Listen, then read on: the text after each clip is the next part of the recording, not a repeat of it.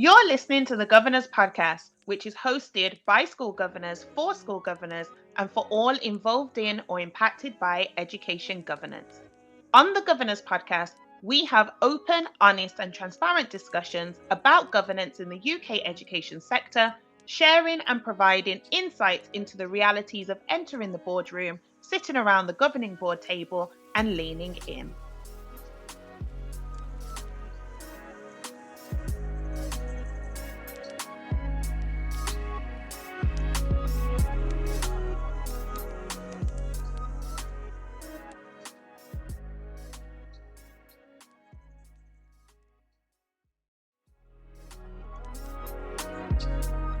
Hello, I'm Sharon Warmington and I support schools and academies as a governor, governance practitioner and a clerk.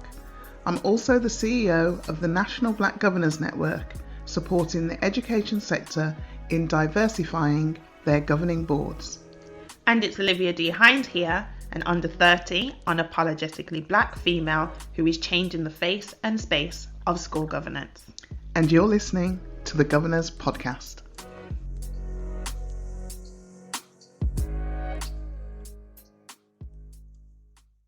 Okay, let's get into today's topic. What is today's topic? Well, not really a specific one, I guess. Like an AOB situation. It's almost like we've had this meeting that has ran from February. Yeah. February 2021, just in case people are listening to this later on in this year or a new season's already out. Yeah.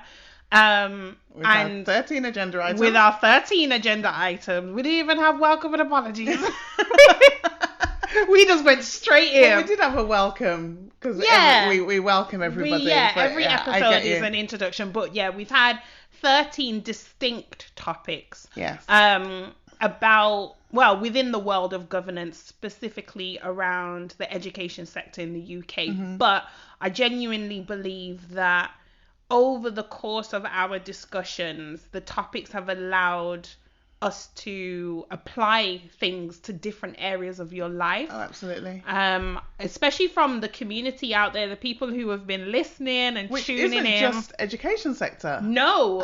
Which was interesting for me because we came at it from we're wearing an education sector hat. Yeah. But like myself, you are a non-exec director in a charity. Mm-hmm. Trustee. Yeah. So bringing a lot of what we've talked about into that space and having people from that space say, you know what, that's quite relevant to what I'm doing. That would work over here too. I think it's just, when we started this, I guess we used UK education and school governance as that starting point to give us something to attach our concepts to, because we still are actually, we live and breathe being a school governor on a regular basis, particularly during the academic year. So it was natural to start that way. But then once you have the conversations, you're like, yo, this actually fits in with life, or this fits in an employment situation. This fits in as an entrepreneur, working independently. This fits in if you're in a charity. This fits in if you're a parent, or if you're friends with someone and you know someone who has skill sets in a particular area. And it's cross-industry as well, because if you think about it, governance exists everywhere. Governance is everywhere. It's everywhere. Absolutely. So one of the things that I would like to speak on in this season finale is the community out there, the people who have reached out. I actually have become reacquainted with Twitter. Because Twitter is for the older age group. I don't want to say that. Well, it's for my age group. It's not for your age group. No, it's not for your age group. But there are other social media apps or platforms that are more aligned with me and not just, I don't want to just say my generation, because a lot of my generation are still on Twitter. There's a huge community out there of 20 and 30 year olds on Twitter. But at the same time, I'm very visual. I think we spoke about this in one of our earlier episodes about what type of learning styles we have. And I know I'm quite visual. I mean, I'm an auditory learner as well, and kinesthetic depending on what I'm doing. But I like to see things. And I love Instagram because it's very visual. Everything, you can't post without posting a video or a picture. So I love that. But, and I did have a Twitter account when I was a teenager and things like that. But because of this, because I recognize my audience or our audience for the podcast, I recognize that we needed to be active on Twitter. And a lot of our interaction from listeners, etc., have come from Twitter. And I've been able to learn about new features like fleets and things like that and get back into retweeting, but also really develop a rapport with between the brand, the Governor's Podcast, and the people who listen, because they'll tweet about it or they'll respond to tweets that we put up of updates of like new uploads and things like that. And I've loved that. I've really appreciated that. I mean, the people who are tweeting don't know that it's Olivia the host, but I can only assume they know that it's one of the hosts or someone within our team. Not me. But it is me. But, you know, or our small team here where we think of what we want to put out on social media and stuff to kind of have that engagement between the agenda items. It's really interesting that you say that in terms of understanding your audience, because that is the same conversation that I have with schools and academies, of course, and local authorities, you know, anybody wanting to diversify. That you've got to go where the audience is, not where you want to be. Exactly. And so the fact that you've come from Instagram, and Snapchat, and TikTok, and embraced Twitter or reconnected with Twitter, and therefore connected with the audience that we have now attracted. It just goes to show that if you want to gain something different, you've got to do something different. So true. I never And that's even why, knew that.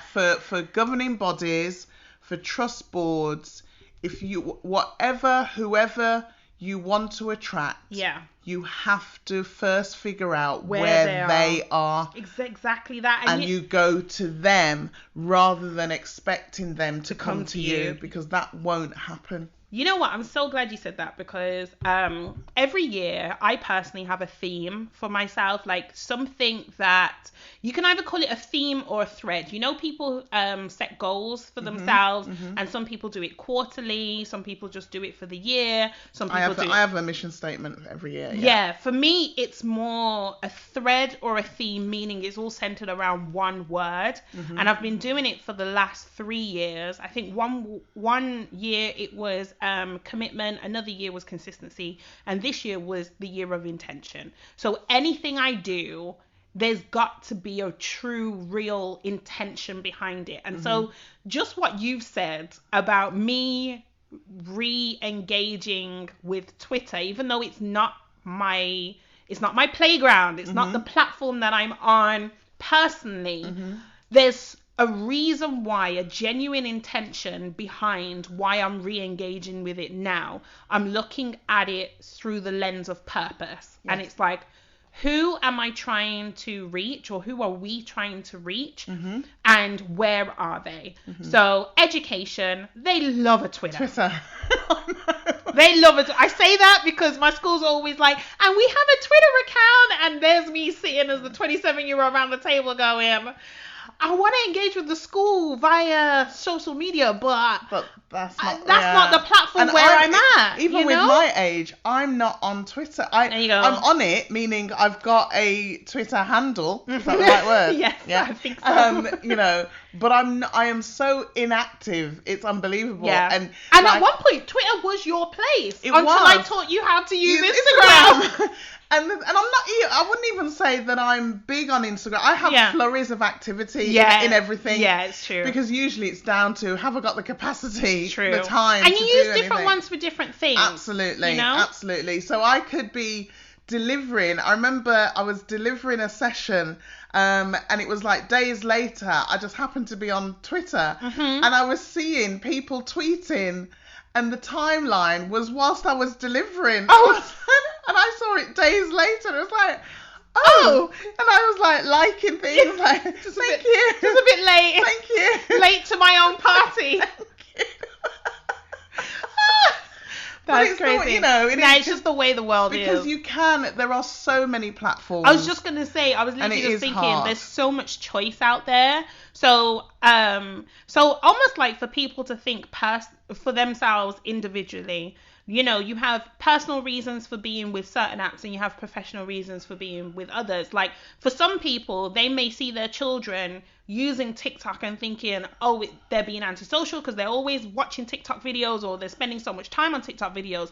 But for the creators that they're watching, TikTok is a business platform. Yeah. So it's being able to look at it from different angles, from the creative and the consumer of content. And so for me personally and professionally, I like Instagram. I mean, the Governor's Podcast has an Instagram platform as well, or an account on Instagram. But I recognize that Twitter has a higher intensity of activity. And so therefore I continue to feed into that. And I love that. And I do like Twitter because I've got a very specific reason for why I'm using it. I think I haven't reawoken a personal account for myself because I don't feel like I need one. So I only go on Twitter if it's for a brand or a business that I'm, doing the social media strategy for. That word strategy that you've just used, I do think for governing bodies, trust boards, schools going into the new academic year, they do need to create a social media strategy. Presence. Yeah. And really have it as an agenda item that they talk about. Because, again, as I say to people who are wanting to diversify, you can't just have a one and done kind of attitude, meaning... you put out one post or something and then it's like, oh, we tried and it didn't work. You've got to have a campaign around it. And it is strategic rather than operational because you have to be very clear about your mission, your vision, your intention, what the objective is, because measure impact. Right. Because people will, if you want somebody to join your organization, irrespective of the organization, in whatever sector, because of the society we live in now, before people respond to you, they will check you out. Doing due diligence, and they're looking for your visibility. So, looking to see, does what you're saying match with what your public face looks like? So if you're saying that you are encouraging applications from a more diverse community, does your public face reflect that? And not just in terms of imagery, which is a big one, but in terms of wording, the narrative. And it's only when I learned this, I learned this from people that I follow on social media, particularly Instagram, as I've already said, about how the best way to develop a strategy on social media is to be consistent with it. Meaning, don't think about changing every little detail to be perfect. Just keep putting stuff out and naturally it will refine itself. Because you will start to learn what works, what doesn't work. You'll find something, a mold that fits you in a mold that already exists, if you get what I mean, on that platform. So it's knowing that. For me, I don't know whether people notice it or not, they may not. But every tweet I put out, I make sure the link is in there so that you can tap into the podcast show. So it doesn't matter what I'm tweeting about, I still have the link in there so that you can click on it, because I don't know who's going to see what when. So therefore, I need to make sure that it's almost like presenting yourself fully in every opportunity. I like that. Presenting yourself fully in every opportunity, and that's what schools must do. And that goes back to the one of the episodes where we talked about being ambassadors. Yes. When do you talk about? Of course. When do you acknowledge that you're a governor? You know, is it only around the time when you're actively engaged in governing, or do you do it as part of, yes, I do this and I also do this kind of thing? We are ambassadors. And that cuts across everything, whether it's the written or the spoken word. Yeah. We are ambassadors for our schools or for the organisation that we are representing. So talking about that, what was your favourite episode or agenda item? You know, it's hard to pick a favourite.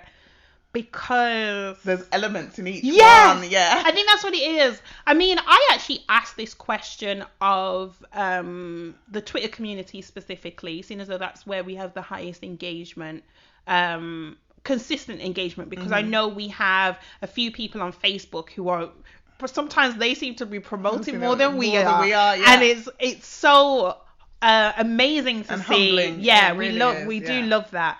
But yeah, I asked the question of the public, and one of them that jumped out was being the only one. Yeah. A lot of people like that one. I don't know if it was because it was the first one. That one has had, if it's not close to 600 downloads yet, it's not far. Because it's definitely over 500. That first episode. So I don't know if it was because it was the first one or because of what we were talking about, or it's been out the longest, you know. But that's one that I liked because we came at it from a very clean canvas perspective where we said, you know, we are all the one at some point. It's funny how I said it like that, and I've been watching Matrix recently. But yeah, we all experience that at some point. You can think of being the only one as being the chair, being the only one. You're the only one with that level of authority or leadership in any given meeting. It could be the only link governor in a specific area. It could be the head feeling like, okay, if no one else from my SLT or senior leadership team answer this question, I have to. Yeah. You know, so it can be interpreted in different ways. It's not just about cultural background or age or gender or specialism or, you know, what industry you come from. It's not just about that. It's about so much more. But at the same time, I think some of my favorite episodes would be where we really consider the alternative perspective, where we really think about, oh, I've never thought of it like that. Yeah. When I've had moments like that. So I wouldn't necessarily say there was one episode. It's more a case of moments where I've really had to reflect myself, even as the person. And your governance practice, There you go. Yeah. It's really, like, I would say this podcast has been holding me accountable to my own school governor practices, because I'm someone who likes to be seen as doing the very things that I say I'm doing, or I only give advice to people or make recommendations to people if I've either walked the path before, I've experienced it, or I'm doing it currently. And so I find myself saying things and being like, Olivia, you now need to go do that. Absolutely. Or you need to pull in an example when you've done it. Yeah. Or even recognizing when I haven't done something. So say it's something you've said and because I haven't thought of it that way. And then I'm like, you know what? This takeaway this time is an action. It's not for me to sum up and give a lesson to anyone. I got to teach myself by implementing the very teaching that I'm speaking. I did that twice. So yeah. Two specific episodes. One about being present even if you're absent. Oh, are you really present? That's episode 4, I think. Because even though I don't think I've given apologies to any of my governing body meetings or committees. I think I've been able to attend them all. Oh, in that one I spoke about the one that I couldn't attend, and I still sent in my notes. But it sort of hit me to say, well, two ways it hit me. One is either don't give up. Make sure you never have to give apologies, Sharon, because you got to know why you're apologizing. Yes. Is the reason good enough? Yeah, because if you apologize, you've still got to contribute. Yeah, it's not a get out. Yeah, it's not a get sending out. an apology is not a get out of not attending. That's how I've taken it anyway. Yeah. And B, the policies. Don't be passive with policies. Oh, that's the most recent episode, right? Yeah. Episode 13, I think it was. Yeah. Yeah. So those are key ones for me. They all, I took something away from each one, and it's really weird when I say to people, I love listening to them as well. You do! Even though it's me, it's almost like I can separate it being me and just listen to it. Like it's just a podcast that you tune into. I really do. And I will listen to them over and over again. I've noticed. It's not that I find it weird. I find it amusing. I think that's good when you can buy into your own content that shows a true belief in it. Mm-hmm. Although, what I will say on a personal level, I know there was a time when you never liked to listen to yourself recorded. Yeah, I hated it. I think everyone goes through that at some stage, but because of how closely we work together, I know, you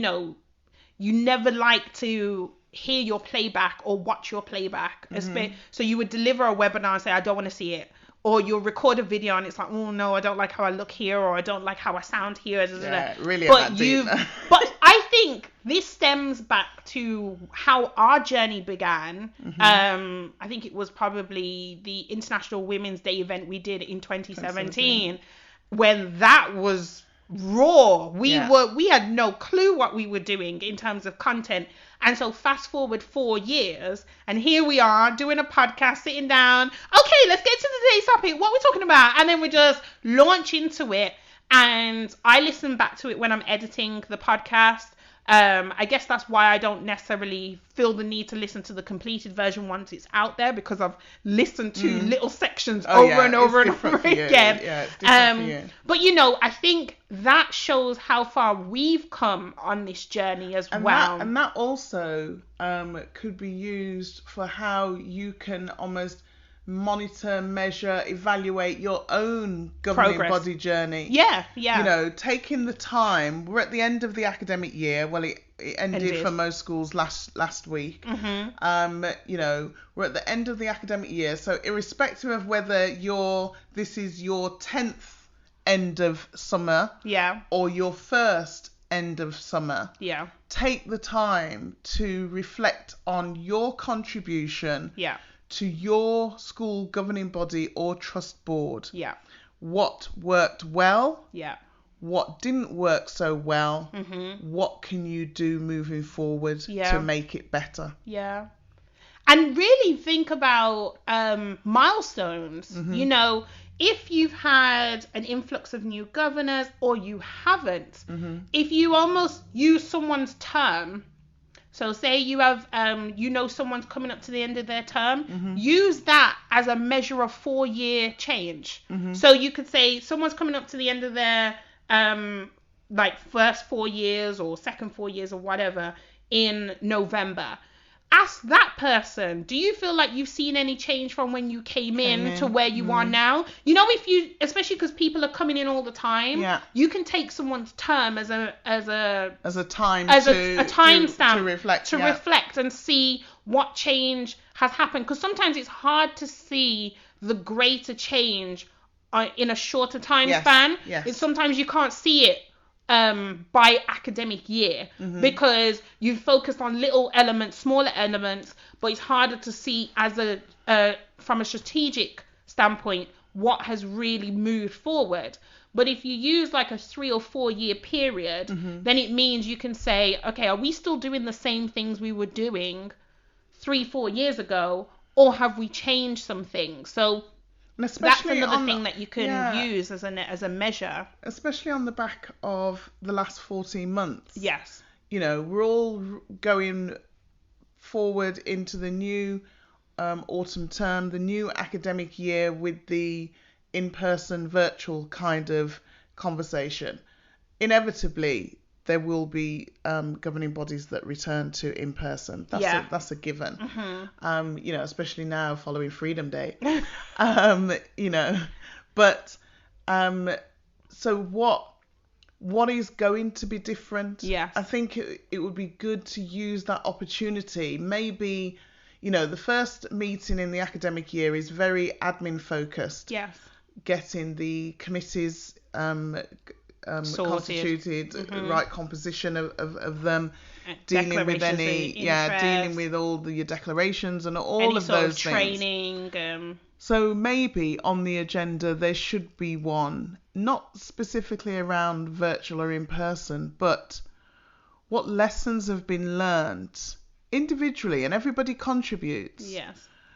Because seeing the school in person every day, every time you go into a meeting, you do become quite blasé about it. You find the meeting room wherever it is, whether it's the school hall or the conference room or the head's office or wherever it is. You sort of mosey on through. There may be have been a new display on the way through or so whatever that you may glance at or whatever. But maybe the first time you go back into school, you take the time to really go back into school and look at it. Yeah, take an extra hour. So, if the meeting's in the evening, it doesn't necessarily mean you have to go when the school is still what I call alive with the children and students in it. But you go at 4:30 instead of 5:30 to do a slow walk around the school to really look at what changes had to be implemented. Get a feel for because of COVID. The extra. I remember schools having to have external sinks, and I was thinking, how do you get a sink in externally? All the washing facilities, all the new barriers and lines and all of that. Yeah. And really take it in what teachers and head teachers, senior leaders have had to implement. Yeah. In our absence. Yes. Yeah, in our absence. Because it has been in our absence. Yeah. So that's something that I would like to do. I think that's that kind of touches on what I've been the discussions I've been a part of with my schools over the last couple of months in terms of this whole what a meeting's going to look like from September, and looking at the role of a governor and thinking of governor visits more and thinking of them with greater focus in terms of really assessing how effective they are. Are they really being done, or is it just saying, oh yeah, and you have to visit the school a couple of times, but are people actually scheduling those visits and having meaningful conversations with staff and students and stuff? Or people using the meetings as, well, I go to the school, but you go to one room. You're not really seeing the school based on what you just said. When it's empty, so, it's you and the cleaners, it's really about you looking at your governor roles and responsibilities and knowing that being a governor is more than the meetings. And so when you go back, having those intentional visits, scheduled visits, planned visits into the school, whether students are there or not, even if it is just a tour, just to get a feel for the building. A renewed feel. I say a new stroke renewed because sometimes you may have become a governor in lockdown, so you. Well, I did. So therefore, you don't know what it feels like the first time. But So it could be just being in the building and seeing things from the teacher's viewpoint, changing your shoes, that kind of thing. Put yourself in someone else's shoes. What has it been like for them? I was wondering what you meant then. Yeah, change your shoes. So that's what I would say. Okay, so you were able to pinpoint specific episodes that were your favorites. I'm someone who, when it comes to things like that, I just can't make a decision. But I think it's just because I like all different ones for different reasons and sometimes for the same reason. But in terms of us looking forward from September onwards, when we start a new season, because we said our seasons run by academic year, is there anything that you feel like, we definitely got to continue with that? Any topics that you feel like you want us to explore more, because I think I've seen season 1 as an introductory to, it's almost been like a taster of different things, just to kind of test the waters, take the temperature on different topics, but you can always build on and expand on. I feel like we've definitely done that as the episodes have gone by. Sometimes I feel like, which topic are we talking about, because we seem to be able to cover so much. Different things. So yeah, is there anything that you're looking forward to or would like to talk about going forward? Not to say that we're revealing everything now, but it's just a question. Well, there are some topics that I think we said at the time when we were doing it that this needs more time. Policies being one, training being another. As a clerk, I will possibly explore more of the clerking roles too, because one of the things that I said I was sitting on a panel a few weeks ago, and I said on this panel, you know, in essence, you're preaching to the choir, because clerks we know what our role is. We know how professional we are. The breakdown in the communication is that message to governors. Especially governors who see the clerk as a minute taker, or somebody who just does admin. And so if we've got an audience of governors, I feel a responsibility to speak directly to governors about the role of the clerk, and truly peeling back the layers of that role to say, without your clerk, you're screwed. Because they coordinate everything. Absolutely. How are you getting papers? How are you getting links to training? It's all the legislation knowledge as well. It's knowing whether you can legally make this decision. Or, you know, no, you haven't got the right category of governors around the table to hold this meeting. Or making sure things are documented correctly. Because I remember you said in an episode, there's times when you've had to pause and say, I ain't gonna minute this. You don't want me to minute this. Basically saying, trust me, you don't want a record of that conversation anywhere. Exactly. You know, and other times when you know, people will say, oh, don't minute that, and there's a clerk, he's sitting there thinking, which bit? You said a lot. Which bit don't you want me? All of it? Or they'll start to say something and they'll go, don't minute this, and they'll talk and then keep talking, and it's like, and okay, you're like, when's the play? When do I then start me, but how do I resume? All of that is experience. An experienced clerk will pick that up and be able to know. So you know, never ever underestimate you know, what having a professional clerk around the table truly means. Then I definitely think we can delve into individual roles, individual positions. Because there's also the chair's role. Under NBGN, we'll be creating a training session on how to lead a diverse board, because it's not same old. If you've got diversity around the table, again, not just in terms of race, but age, experience, knowledge, it's no longer you know, pale, male and stale is the you know, the norm, for want of a better term. When you've got diversity of gender and ability and age and culture, that's not the same governing body. It's not the same trust board.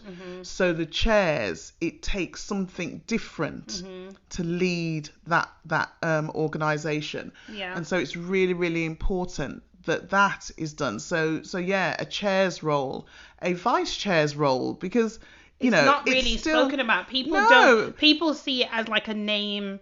A name to a title, but you actually have a position. If you take succession planning seriously, then that is actually a key role. It amazes you know, me. Shadowing and things like that, so that when your chair's not there, you don't feel completely stumped, like you've been dropped in it. You can just, I've seen it. One of my schools has got that clean. Like, I'm the vice chair of one of my school's governing bodies, so when that chair isn't there, I just assume the role for that meeting. But with my other school, I'm neither the chair nor the vice chair. And you see, when the chair's not available, the vice chair has all the confidence to do it. So I'm lucky to be able to see it in both schools, But I think it's not the norm. That. I think the vice chair role, this is me speaking personally, I think the vice chair role is the chair in waiting.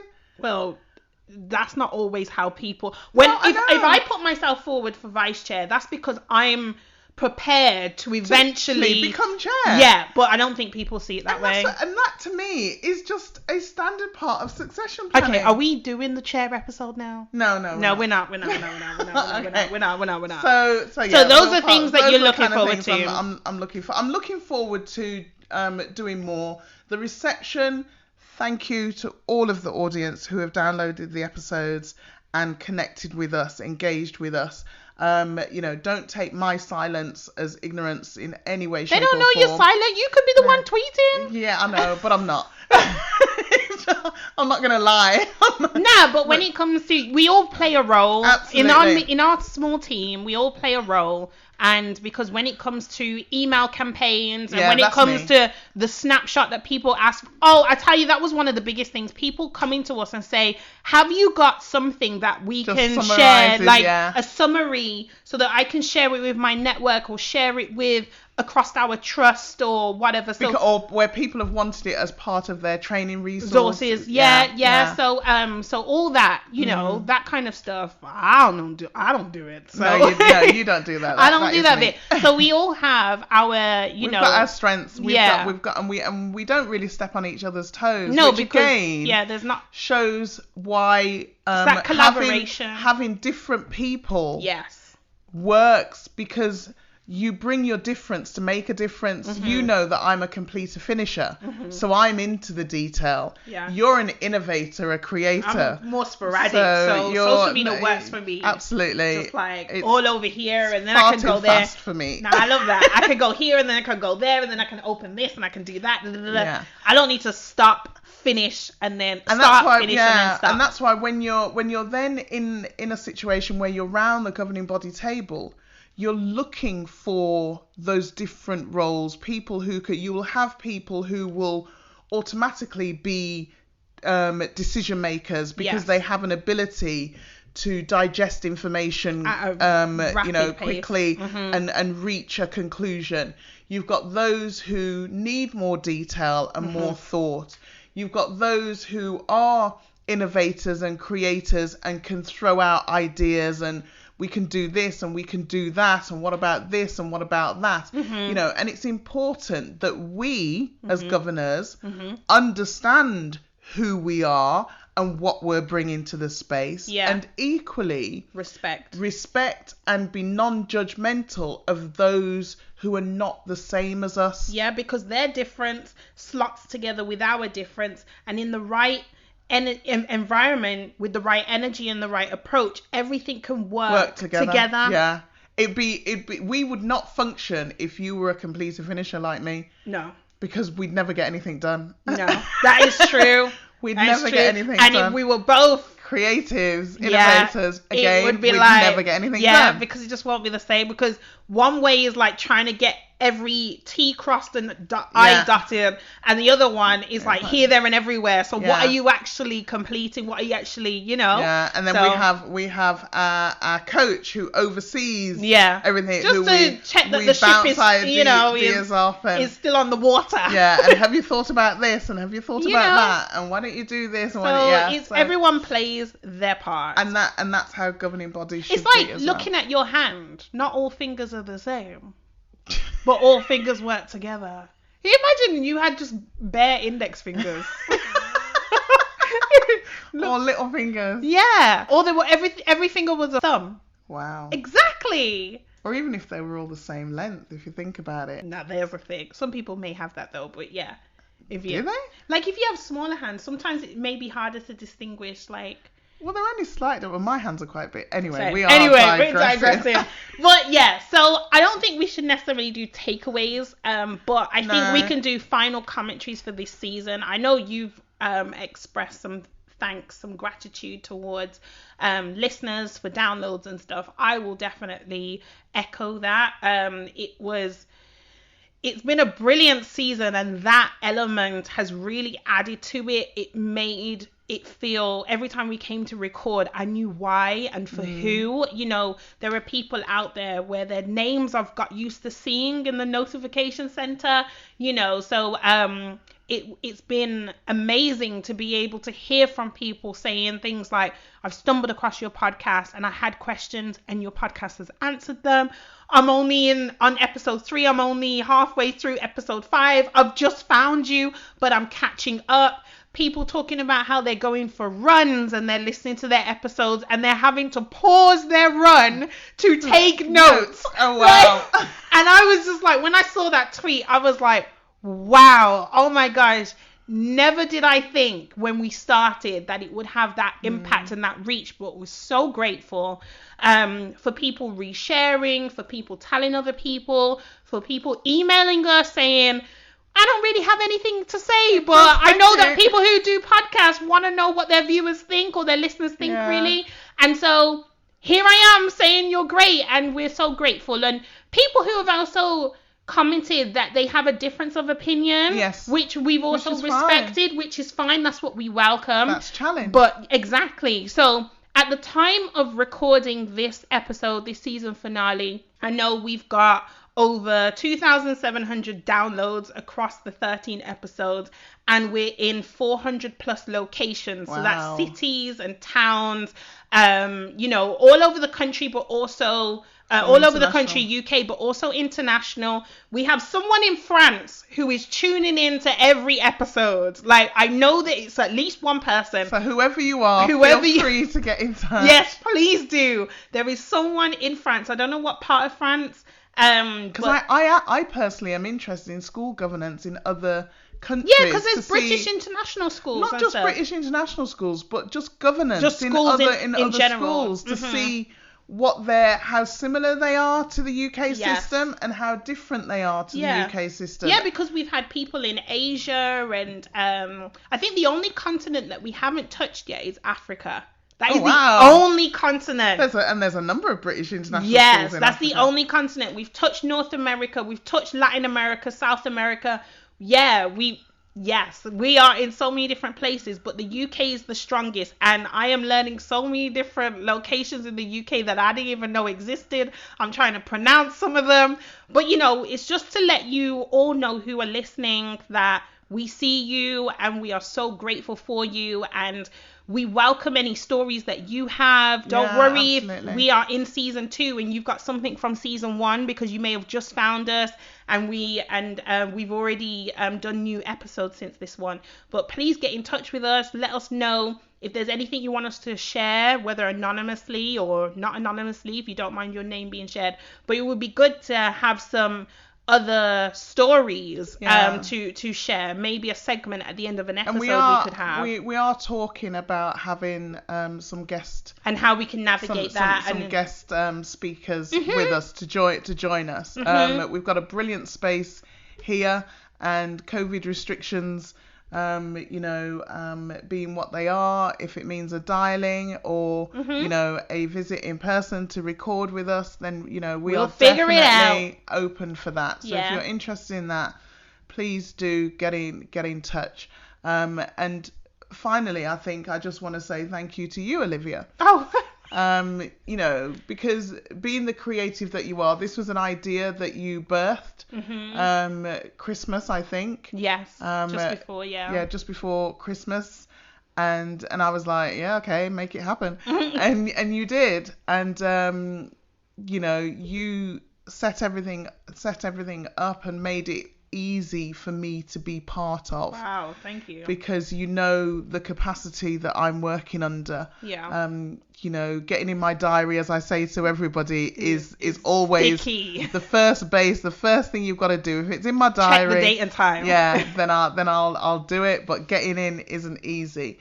But it's been really good for me to see governance from your viewpoint. Okay. And to be able to use that in my delivery when I'm explaining to schools, to trustees, to academies, this is what it means to have the student voice around the table. Yeah. This is what the student voice looks like. Their tonality is different. Yes. Their language is different. Yes. Their energy is different. Yeah. They have value to bring to the table. And what they lack in work experience, in terms of length of work experience, they more than make up for in terms of the digital space, the knowledge, and the knowledge and understanding of the mindset of children being educated in the 21st century. 100%. So thank you for that. No, thank you, because otherwise I'll just be talking to myself. Which is not always a bad thing. No, I do talk to myself, but to do it on a weekly basis, I think it's good to have a difference of perspective. I think the greatest benefit between our duo is the age difference, because then you come at it with a different perspective based on years, decades of experience, or your handful of years in it. And so I would definitely say that I look forward to future episodes, future seasons with yourself, seeing what we discuss next, and what kind of comes up, and what I can learn from you, because I definitely believe that I always learn something from you, but on this journey, there's a number of things that I have picked up where I'm like, ooh, okay, maybe I need to think of it this way. You're going to be a governor forever now. Never say never, I never say forever. I'll see, but I do enjoy it. I mean, what 20-something-year-old says, you know what, I want to start a podcast on governance, Exactly. So there's some enjoyment in there for me, and I do try and look at continually making something different so that I don't get bored of anything. So yeah, thank you.